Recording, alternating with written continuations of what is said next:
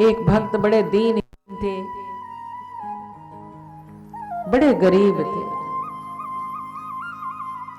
था वो ब्राह्मण पंडित जी थे। भिक्षा मांगकर बस जो मिल जाता उसी से वो गुजारा करते थे। पर बचपन से पढ़ाई लिखाई नहीं की, सत्संग में सुनी गीता की महिमा, तो गीता तो पढ़ नहीं सकते थे, गीता गीता गीता गीता करते थे बस। गीता नाम से उनको प्यार था, सत्संग से प्यार था, संतों से प्यार था। भगवान के लिए तड़पते थे, रोते थे। देखो, भक्ति सिर्फ ये नहीं है कि भगवान की प्राप्ति हो, आपके पास लाखों रुपए हैं और भगवान मिल जाए। ऐसी शर्त भगवान ने कहीं नहीं रखी। ना हम वेदे ना तपसा ना दने ना चेजिया। भगवत भक्ति, भगवत प्राप्ति कैसे होगी? बड़े बड़े शास्त्र पढ़ लें, बहुत ज्ञान सीख लें और भगवान मिल जाए, ऐसा नहीं कहा प्रभु ने। बड़े बड़े यज्ञ करें, तप करें, दान दें और भगवत प्राप्ति हो जाए, ये सीढ़ियां हैं वहां तक पहुंचने की, स्टेप्स हैं। और इन सीढ़ियों को भी छोड़ना नहीं है। जैसे मानस में 7 सोपान आपने सुने, ऐसे भगवत प्राप्ति की ये सोपान है, सीढ़ियां हैं। पर इन चीजों से ही केवल भगवत प्राप्ति हो जाए, ऐसा नहीं कहा भगवान ने। ये तो एक शर्त हो जाती है भगवान को खरीदने की। ना हम वेदे ना तपसा ना दने ना चेजिया। कोई बड़े बड़े तीर्थ कर ले, व्रत कर ले और मैं मिल जाऊं उनको, ऐसा नहीं। भगवान जब भी मिलेंगे निश्चल मन से मिलेंगे। जिसका मन निर्मल होगा, जिसके अंदर अनन्य प्रेमा भक्ति होगी, ये शर्त है भगवान की। भक्त्या तनन्या शक्य अहम एवं विदो अर्जुन, ज्ञातुम द्रष्टुम च तत्वेन प्रवेष्टुम च परंतप।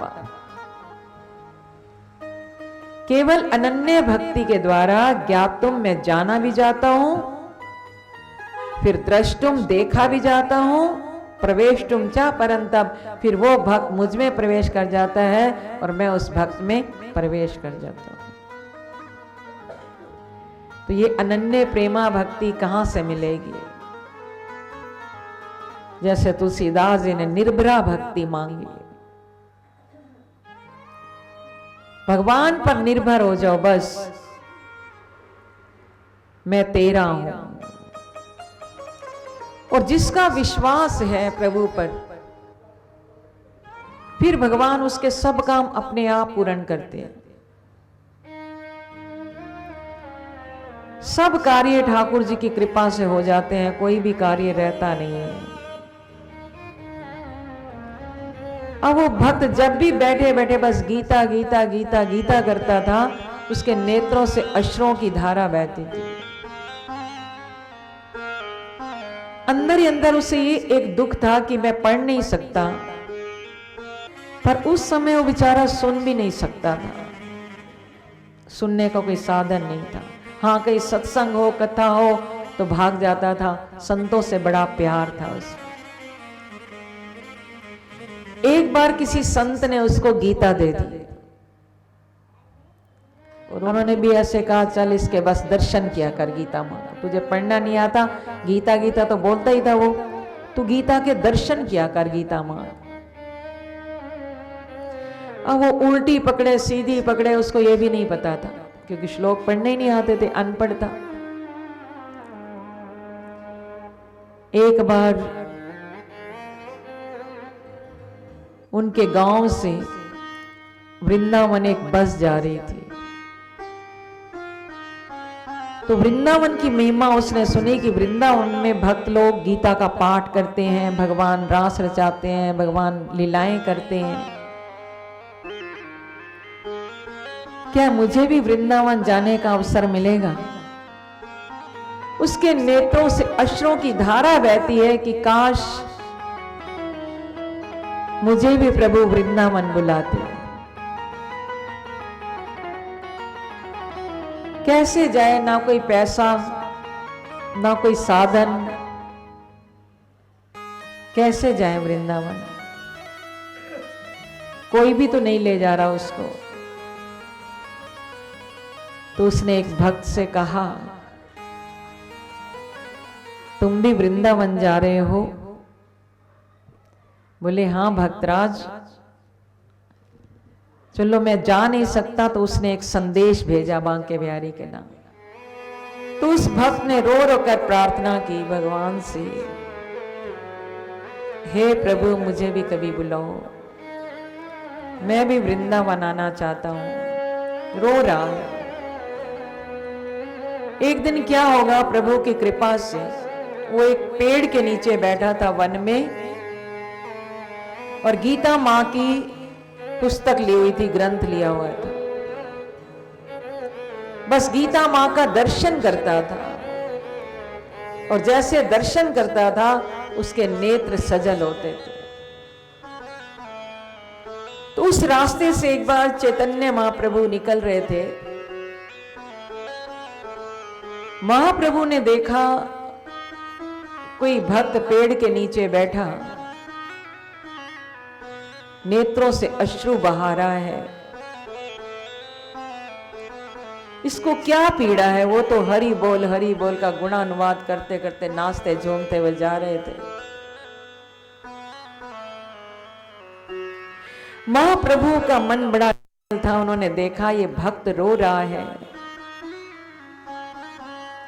उस भक्त के पास आए, नेत्र उसके बंद हैं और नेत्रों से अश्रु बह रहे हैं। महाप्रभु ने देखा ये भक्त रो रहा है, इसको क्या दुख है, क्या संकट है? कोई किताब भी खोली हुई है, दूर से देख रहे हैं। जब उनके पास आए, नेत्र बंद थे भक्त के, ध्यान मग्न था, और गीता भी उठाई हुई है तो उल्टी उठाई हुई थी। उसको सीधी उल्टी का पता ही नहीं, क्योंकि पढ़ा लिखा था नहीं। तो चैतन्य महाप्रभु जी ने उनके ऐसे जोर से झंकोरा, हे भक्तराज क्यों रो रहे हो? और गीता की पुस्तक उठा रखी है, सीधी तो कर लो। तुम्हें क्या दुख सता रहा है जो तुम्हारे नेत्रों से अश्रु बह रहे हैं? तो देखो उस भक्त ने क्या कहा। ऐसे भोले भक्तों को तो भगवान नहीं मिलेंगे तो किसको मिलेंगे? उस भक्त ने महाप्रभु को देखा सामने। प्रभु की कृपा से तो संत दर्शन होता है। संतों का तो प्रेमी था। देखा मेरे सम्मुख एक महान पहुंचे हुए, जिनके मुखमंडल पर बड़ा तेज है, ऐसे संत महापुरुष खड़े हैं। चरणों में प्रणाम किया तो पूछा महाप्रभु ने, तुम रो क्यों रहे हो और ये पुस्तक उल्टी क्यों उठाई हुई है? बोले महाप्रभु मैं तो अनपढ़ हूं, मुझे नहीं पता ये सीधी है या उल्टी है। तो फिर रो क्यों रहे हो? तुम्हें पढ़ना नहीं आता, गीता पढ़नी नहीं आती, किसी संसारिक दुख के कारण रो रहे हो? क्या वजह है? तुम्हारे नेत्रों में अश्रु क्यों हैं? तो उस भक्त ने कहा, हे महाप्रभु मैं पढ़ना तो नहीं जानता, गीता पढ़ नहीं सकता,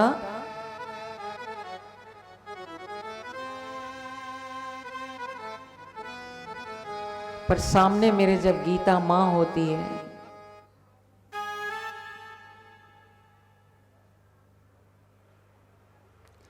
जब मेरे हाथ में गीता होती है, जिस संत की कृपा से मुझे मिली,